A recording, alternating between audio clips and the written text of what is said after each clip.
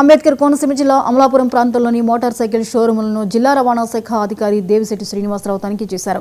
డీలర్లు రిజిస్ట్రేషన్ ఛార్జీలతో పాటు అదనంగా అధిక ధరలు వసూలు చేస్తే షోరూం లైసెన్స్ రద్దు చేస్తామని హెచ్చరించారు. కొనుగోలుదారులకు వెంటనే వాహనాన్ని డెలివరీ చేయడం, ఉచితంగా హెల్మెట్ ఇవ్వడం అవసరమని శ్రీనివాసరావు పేర్కొన్నారు. ఈరోజు మరి మన దగ్గర కోనసీమలో చాలా షోరూమ్స్ ఉన్నాయి.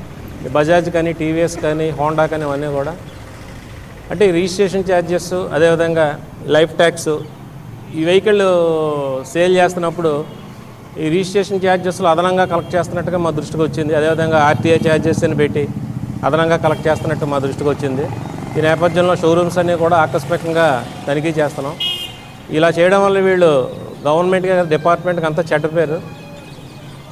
రిజిస్ట్రేషన్ ఫీజు ఎంత ఉందో, అదే లైఫ్ ట్యాక్స్ ఎంత ఉందో, ప్రభుత్వం ఎంత నిర్దేశించిందో ఫీ ట్యాక్స్ మినహా ₹1 ఎక్స్ట్రా పబ్లిక్ నుంచి కలెక్ట్ చేసినా సరే కఠినమైన చర్యలు తీసుకుంటే అవసరమైతే లైసెన్స్ కూడా సస్పెండ్ చేయడానికి వెనుకాడం. ఈరోజు ఈ ఆకస్మిక తనిఖీలు దీని మీదే జరుగుతున్నాయి.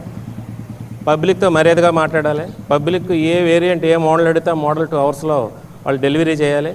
ఖచ్చితంగా వెహికల్ డెలివరీ చేసేటప్పుడు కంపల్సరీ హెల్మెట్ తోటి వెహికల్ డెలివరీ చేయాలి. ప్రజల్ని తిప్పొద్దు.